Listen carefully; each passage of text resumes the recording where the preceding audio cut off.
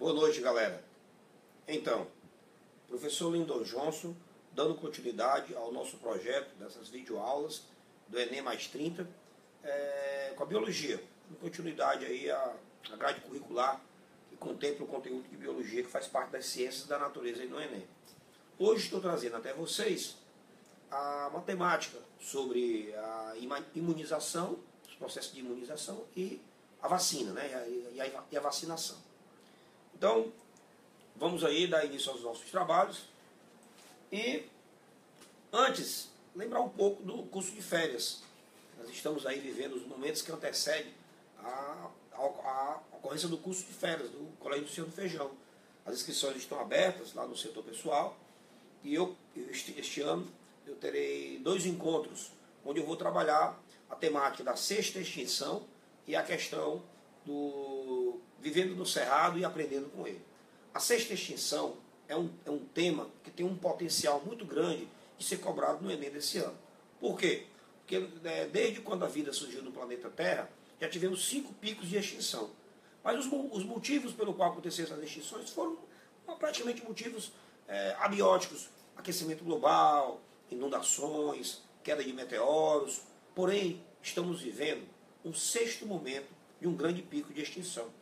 E desta vez, a origem dessas extinções não são esses fatores abióticos, e sim, infelizmente, o próprio homem. Ou seja, nós, o Homo sapiens, está levando a uma velocidade absurda a eliminação por completo de várias espécies do nosso planeta. Então há quem já utilize a denominação dentro da era cenozoica, do qual nós estamos vivendo, do termo antropoceno.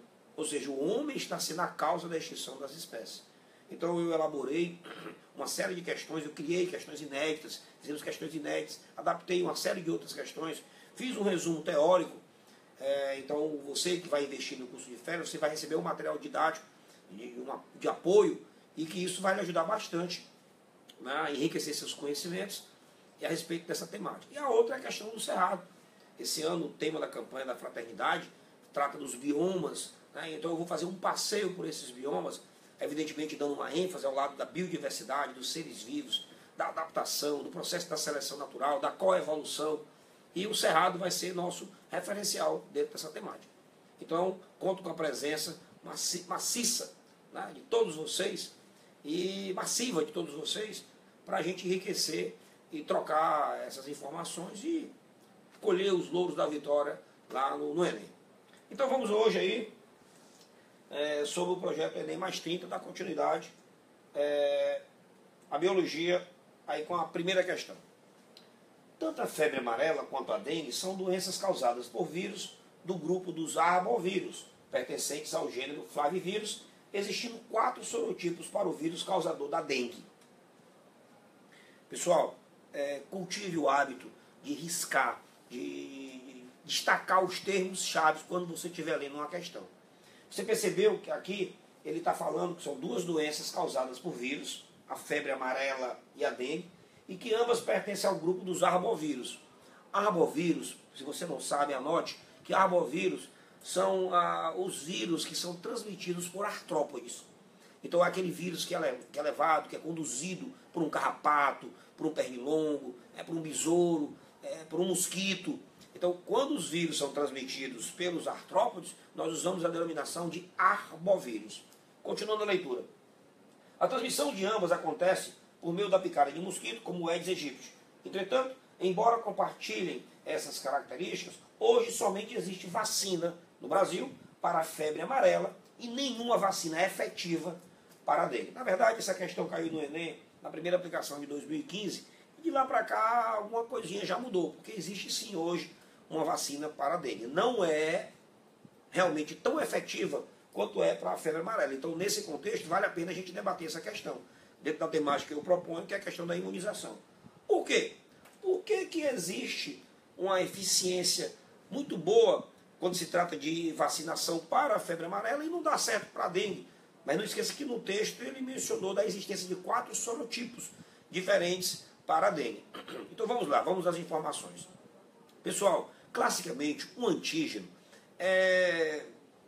são micro-organismos, são moléculas ou são fragmentos de moléculas que, uma vez presentes no organismo, desperta a produção de proteínas específicas, que são as imunoglobulinas, os anticorpos. Então, classicamente, os antígenos, eles são basicamente o quê? É o capsídeo de um vírus, né? O antígeno ele é o quê? É os carboidratos presentes na membrana de um protozoário, é uma proteína presente na cápsula de uma bactéria. Então, antígeno é qualquer molécula que, ao ela entrar no organismo, o corpo reconhece ela como estranha e produz uma proteína específica para poder, assim, você combater esse invasor e guardar, criar células de memória, para quando no futuro você reencontrar essas moléculas, esses antígenos, você já tem uma resposta mais eficiente. Então a ideia da vacinação é essa. Você introduz um antígeno para que o corpo seja apresentado essa molécula e com isso você crie essas defesas e melhorando assim o rendimento das respostas imunológicas no futuro. Mas por que a vacina ela é eficiente contra determinadas doenças e outras não? Por que a vacina é legal para a febre amarela e não foi tão legal para o vírus da dengue? Turma, quando se trata de vírus, que são esses parasitas intracelulares, o material genético de alguns vírus, eles são mais instáveis, eles têm mais facilidade de sofrer alterações meramente ao acaso do que outros. O material genético do vírus da febre amarela ele é bem mais estável, então ele não anda sofrendo tantas alterações como acontece com o caso do vírus da dengue. Então nós falamos que ocorrem esses erros. Não que o indivíduo, não que o micróbio tenha a intenção de sofrer uma mutação para poder driblar a imunidade da pessoa. Isso é meramente ao acaso. Quando as coisas rolam meramente ao acaso, dentro de um processo adaptativo de evolução, nós damos o nome de deriva genética. Então o que acontece é que o material genético do vírus da dengue ele é mais instável, então ele sofre muitas alterações. Então o que acontece com isso, com essas alterações? Ele tem uma versatilidade maior de formações antigênicas que dificulta a elaboração de uma defesa tão eficiente. Nós costumamos dar o nome de epítopos às alterações moleculares presentes na superfície do antígeno. Então quando ele tem um tipo padrão de epítopo, a resposta é eficiente. Mas se ele consegue criar uma variedade muito grande desses epítopos, fazendo esse polimorfismo, isso dificulta muito uma resposta tão eficiente assim. É o que acontece com o vírus da dengue. O vírus da dengue ele tem uma variedade antigênica muito grande por conta dessas alterações moleculares. Então, assim sendo, a resposta de hoje pode não servir amanhã. Então, é o fato que nós já temos aí dengue tipo 1, tipo 2, tipo 3, tipo 4, e até quem diga que essas viroses emergentes também são variedades do próprio material do vírus da dengue. Então, qual seria a alternativa que melhor preenche essa lacuna? Letra A maior taxa de mutação do vírus da febre amarela do que do vírus da dengue. Não, não tem uma maior taxa de mutação. A mutação é ao acaso, é igual para todos. E não é no vírus da febre amarela. As mutações elas ocorrem mais preferencialmente sobre o genoma do material da dengue. Falso. Letra B. A alta variabilidade antigênica do vírus da dengue em relação ao vírus da febre amarela. É isso aí, galera. A resposta é essa aí. A alta variabilidade antigênica do vírus da dengue. Ou seja, o vírus da dengue ele é mais versátil. Ele cria essas alterações moleculares com mais frequência, que é o que dificulta uma resposta mais eficiente contra esses antígenos. Portanto, a primeira questão, o gabarito, letra B de bola. Vamos à segunda questão.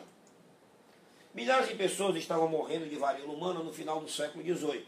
Em 1796, o médico Edouard Geny inoculou em um menino de 8 anos pus extraído de feridas de vacas contaminadas com o vírus da varíola bovina, que causa uma doença branda em humanos. O garoto contraiu uma infecção benigna e em 10 dias depois estava recuperado. Meses depois, Geny inoculou no mesmo menino um pus varioloso humano, o que causa muitas mortes. Acontece que o menino não adoeceu.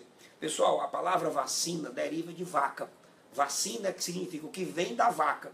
Por quê? Porque a origem do primeiro mecanismo intencional de você gerar a produtividade de anticorpos surgiu com essa atitude do Dr. Geny. Então esse médico ele foi um pioneiro em introduzir o mecanismo de imunização intencional, que é a vacina imunização ativa. Existem duas maneiras de você desenvolver a imunização. Uma é quando você contrai a doença, processo natural. Peguei uma doença, desenvolvi anticorpos, pronto. Então eu criei uma imunidade. Outra é quando eu te apresento intencionalmente esse antígeno para que você crie essa resposta. Foi o que ele fez pela primeira vez. Né? Isso foi muito importante, como a questão vai te cobrar esse conhecimento. Considerando o resultado do experimento, qual é a contribuição desse médico para a saúde humana? Esse médico ele teve um contato na zona urbana e lembrava do passado na zona rural, porque ele frequentou a zona rural, ele veio da zona rural da Inglaterra, e lá se sabia que quando as pessoas que ordenhavam as vacas, eles contraíam umas pústulas, uns ferimentos na mão, que era justamente a doença da vaca. Só que isso aí era uma forma branda da doença. Era a varíola bovina, que era uma forma mais branda. Já que estava rolando a varíola humana, e que os efeitos eram muito mais severos. Mas se sabia de maneira empírica que quem contraía a varíola bovina não desenvolvia, não pegava a varíola humana. O que acontece na realidade? Existe uma semelhança bioquímica muito forte entre os antígenos da varíola bovina para com a varíola humana. Portanto, se eu contrair a varíola bovina, eu vou criar uma defesa, tá? E essa defesa vai servir também contra a varíola humana. Por isso que as pessoas que pegavam a varíola bovina se imunizavam contra a varíola humana. Só que isso era de boca a boca, nunca teve um trabalho sério em relação a isso. O que o Dr. Geni faz? Quando ele percebe que teve esse surto, essa epidemia de varíola humana, então o que ele faz? Ele resolve investir no seu palpite. Pega um garoto, introduz, por volta do mês de maio de 1796, ele introduziu um pouco de secreção purulenta da varíola bovina no garoto. No mês de julho do mesmo ano, 2 meses depois, ele aplica secreções purulentas da varíola humana. E o garoto não desenvolve a doença porque já estava imunizado. Então isso aí abre as portas para que a gente possa produzir de maneira, em quantidade, a questão da imunização em massa. Então o grande legado dessa atitude foi a prevenção de diversas doenças infecto-contagiosas em todo o mundo. O gabarito é a letra A. O gabarito, que maravilha, né? A questão dessa daí faz até, a gente lembra também a questão histórica, né? A questão histórica. Opa, a Bianquinha, o Raimundo, a Sasha, essa galera aí, o Raider, a Fabiana. Poxa, que legal ver os alunos aí nesse horário, ligados, pegando as informações. Estamos aí, galera, vamos para cima, tá? Vamos investir que vai dar certo. Vamos à questão de número 3, ainda dentro da temática. A reportagem Primo Pobre das Doenças, publicada na revista Ciência Hoje, de 2005, relatava a ação de uma organização não governamental norte-americana em busca do desenvolvimento de uma vacina contra o Plasmodium. Opa, vamos destacar os termos chaves. Está falando de uma doença conhecida como primo pobre, né? O primo pobre, então é uma doença que afeta basicamente as pessoas mais humildes, uma doença negligenciada, uma doença que não tem tanto investimento, não tem tanto suporte financeiro para as pesquisas. Então é uma doença que atinge principalmente pessoas mais humildes. Essa é a ideia que você deve interpretar sobre doenças de primo pobre, doenças negligenciadas, negligenciais, no que diz respeito a esse investimento. E está falando da busca para uma vacina para essa doença, contra o agente etiológico. Poxa, ele ainda me revelou qual foi o agente etiológico, o Plasmodium, né? O sintoma clássico é febre, ciclos de febre. Poxa, pessoal, essa vacina tem como objetivo controlar a ocorrência de quem? Gabarito. Que doença tem o Plasmodium como agente etiológico, que é caracterizada por picos de febre? A malária. A malária. Né? Malária, que quer dizer em português maus ares, porque se pensava que era um ambiente infecto, um ambiente contaminado com os micróbios, que quando você inalava, você pegava. Na verdade, essas áreas de floresta, essas áreas pantanosas, essas áreas bem arborizadas, hoje nós sabemos que não era o ar que se respirava, não eram os maus ares, né? Na verdade era um mosquito que transmite um protozoário, o Plasmodium, que tem uma variedade muito grande de espécies desse gênero Plasmodium. Então quando o mosquito pica a pessoa, ele transmite uma forma desse micróbio, que ele cai na circulação, vai para o fígado, ele tem um mecanismo muito eficiente de ativar e inativar o seu genoma. Então quando o micróbio está na glândula salivar do mosquito, alguns genes funcionam, outros são desligados. Quando ele passa para a corrente sanguínea que vai para o fígado, ele tem um mecanismo chamado de epigenética, que ele tem como alterar. Então os genes que estavam funcionando na glândula salivar do mosquito eram uns. Quando chega nos hepatócitos, ele desliga esses genes e ativa outro. E essa versatilidade bioquímica faz com que o corpo não consiga ter uma resposta eficiente. E assim esse danado, ele dribla o nosso sistema imunológico, sai dos hepatócitos, entra nas hemácias, tá? Se multiplica dentro das hemácias e levando à ruptura das hemácias. No momento que ele se multiplica dentro dos glóbulos vermelhos, eles produzem uma toxina chamada de merozoína. Quando ocorre a lise da membrana, que essas substâncias são lançadas no sangue, o que acontece? Você tem um pico febril. O que é curioso é que a febre vai, volta. Ela sobe, ela desce, como se fossem os batimentos cardíacos. E é isso que caracteriza essa doença, que é uma doença tropical. Mais de 2 milhões de pessoas morrem por ano de malária no mundo. Mais de 2 milhões de pessoas morrem de malária, tá? Todo ano no mundo. E os investimentos, o aporte financeiro para essas pesquisas é muito, mas muito inferior do que, por exemplo, o câncer, muito inferior do que, por exemplo, a AIDS. Tá? Então falta mais esclarecimento, falta mais divulgação a respeito de doenças tão sérias como essas. Só que não anda por aí, ninguém anda pegando malária por aí nos grandes centros urbanos, né? É mais uma coisa de florestas, é uma coisa mais de áreas endêmicas. Talvez por isso existe esse preconceito, essa questão de falta de investimento, fazendo com que ela seja uma doença negligencial. Vamos então à próxima questão. Mais uma questão do Enem, agora o Enem 2011, dentro da mesma temática, né, ao qual o projeto se propõe. O vírus papiloma humano, conhecido como HPV, causa o aparecimento de verrugas e infecção persistente, sendo o principal fator ambiental do câncer do colo do útero nas mulheres. O vírus pode entrar pela pele ou pelas mucosas do corpo, o qual desenvolve anticorpos contra a ameaça, embora em alguns casos a defesa natural do organismo não seja suficiente. Foi desenvolvida uma vacina contra o HPV, que reduz em até 90% as verrugas, e 85,6% dos casos de infecção persistem em comparação com as pessoas não vacinadas. A questão trata de quê? Mais uma vez da vacinação, só que dessa vez contra o HPV. O HPV, que é o vírus papiloma humano, do exame do Papa Nicolau, que é um vírus muito comum e transmitido por via sexual. Interessante, pessoal, que esse vírus no homem ele é praticamente assintomático.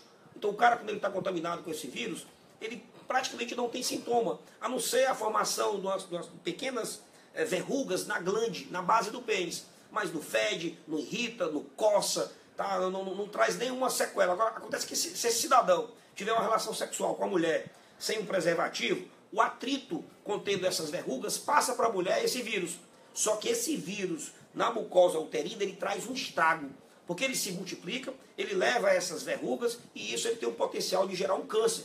Daí as visitas periódicas aos ginecologistas, ao perceber essas verrugas, fazer um procedimento com uma cauterização, tá? Fazer um procedimento para evitar que ele possa avançar e evoluir para ter um problema neoplásico de maiores consequências.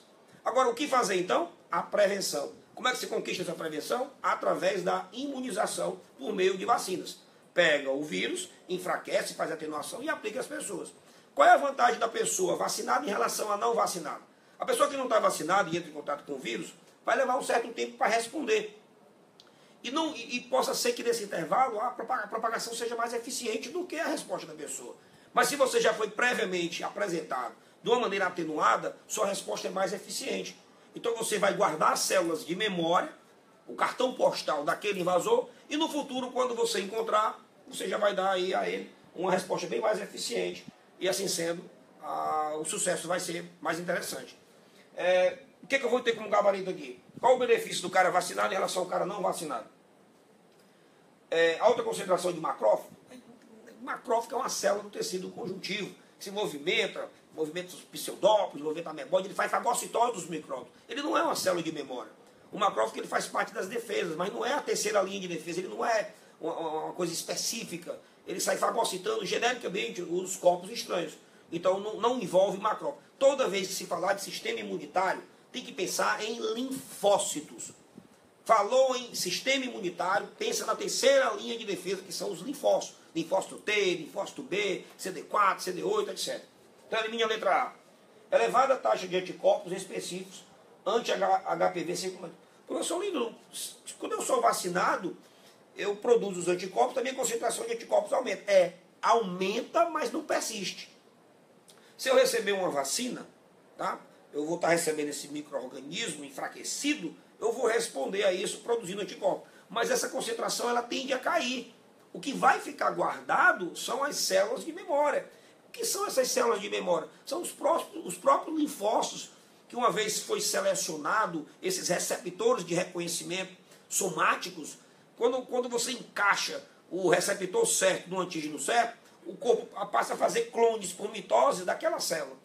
Então eu tenho 100 tipos de epítopos, 100 variedades. Aí eu vou testar todos eles. Aquele que encaixar ali, que é a resposta certa, daquele ali eu vou fazer clones e vou guardar esses clones, que são justamente as células de memória. Quando eu encontrar ele, eu dou essa resposta. Então o lance não seria manter essas taxas de anticorpos altos.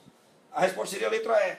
a presença de células de memória que atuam na resposta secundária. O que é a resposta secundária? Quando você entra em contato pela primeira vez com o antígeno, a taxa de anticorpos sobe, mas depois ela desce. Isso aí já vai invalidar a letra B, porque você não fica com a taxa elevada de anticorpos específica. Ela sobe e desce. Quando você encontra ele uma segunda vez, ela imediatamente sobe de maneira bem mais rápida. Então, o tempo da resposta é mais curto na segunda vez do que na primeira. Então, essa é a grande sacada da vacinação.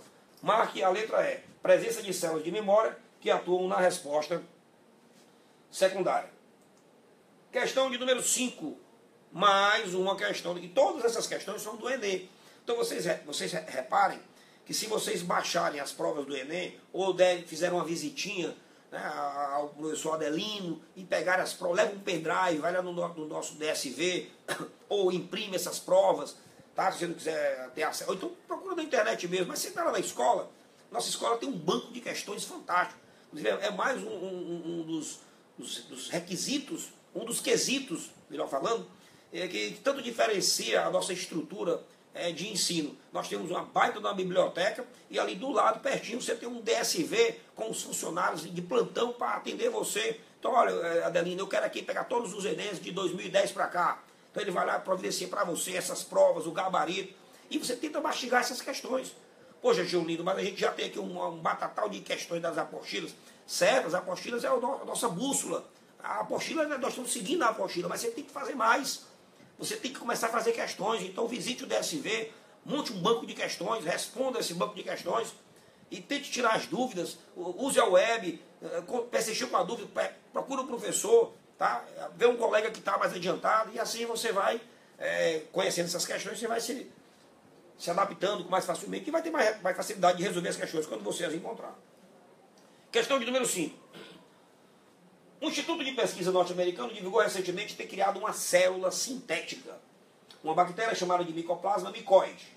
Os pesquisadores montaram uma sequência de nucleotídeos que formam um único cromossomo dessa bactéria, o qual foi introduzido em outra espécie de bactéria, a Mycoplasma capricolum. Após a introdução, o cromossomo da capricolum foi neutralizado e o cromossomo artificial da mycoide começou a gerenciar a célula, produzindo suas proteínas. Não é de hoje que os norte-americanos, comandado pelo professor Venter, Craig Venter, ele tem investido muito na síntese artificial de cromossomo, de DNA sintético.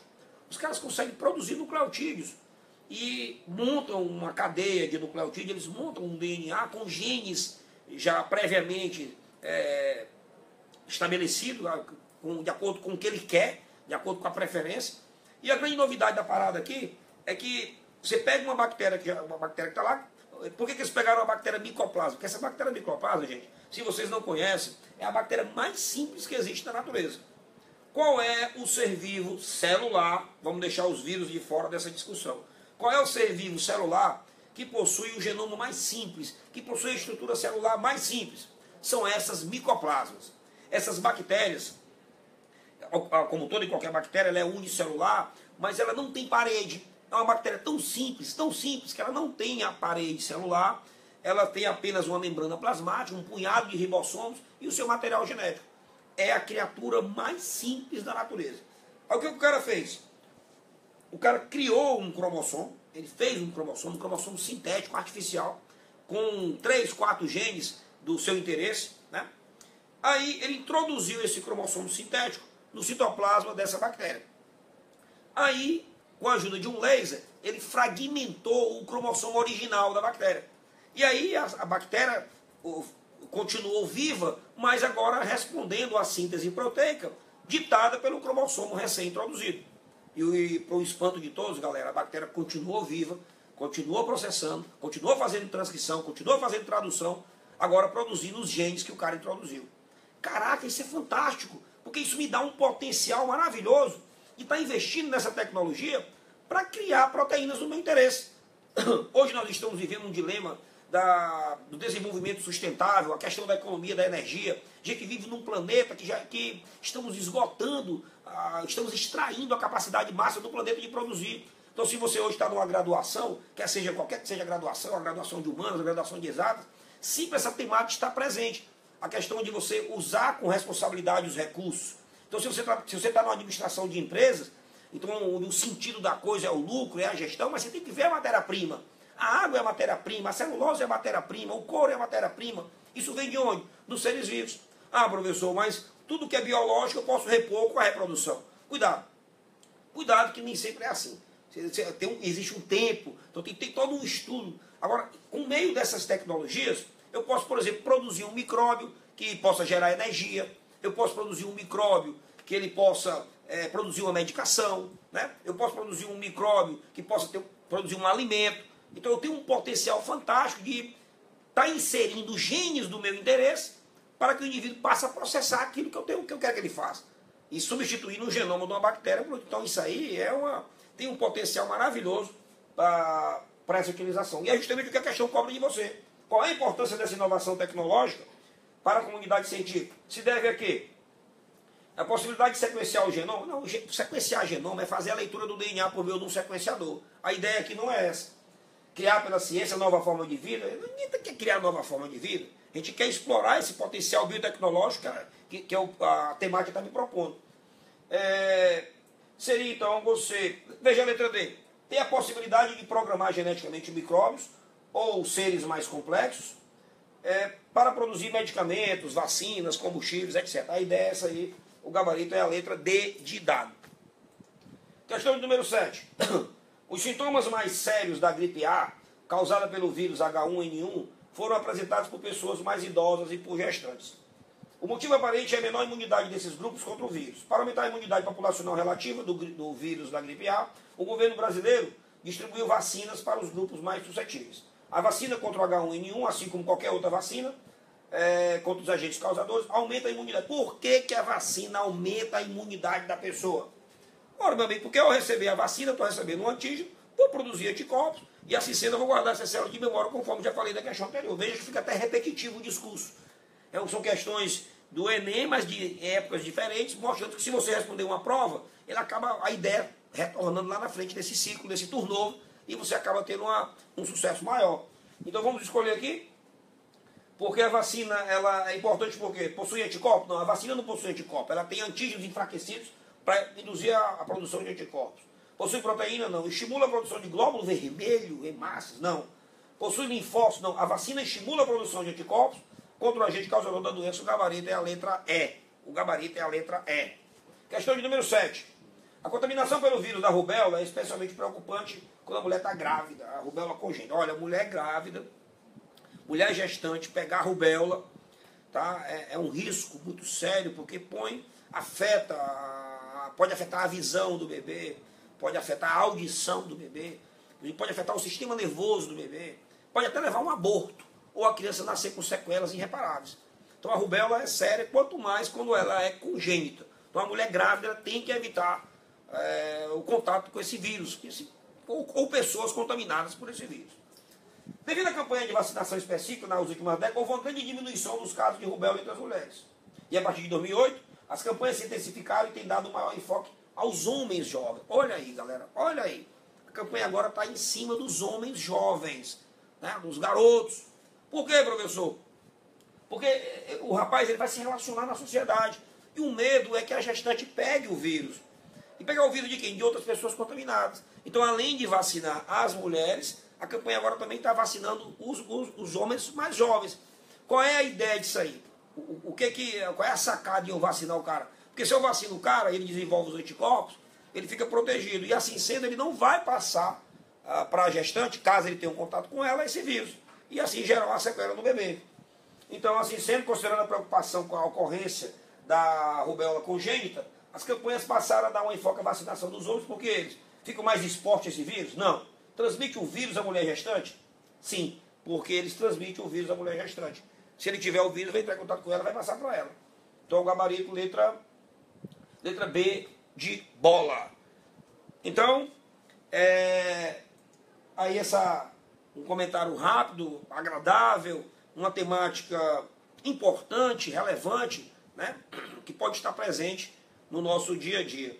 E também, não só para a vida, para o vestibular, mas também, né, para, como cidadão, como pessoa, saber esse conhecimento. Olha, o Levi, o Tiago, a Mariana, a Isabela, a galera aí mandando aí um abraço, a Vitória, na turma do 3º ano, tá? E a galera do 1º e 2º ano, que quarta-feira que vem nós vamos ter um Praticando Enem para a turma do 1º e 2º ano, que eu vou falar de epigenética, dos eventos epigenéticos, tá ok? Então já é importante que o aluno do 1º e 2º ano já respire, já pense nessa temática, tá?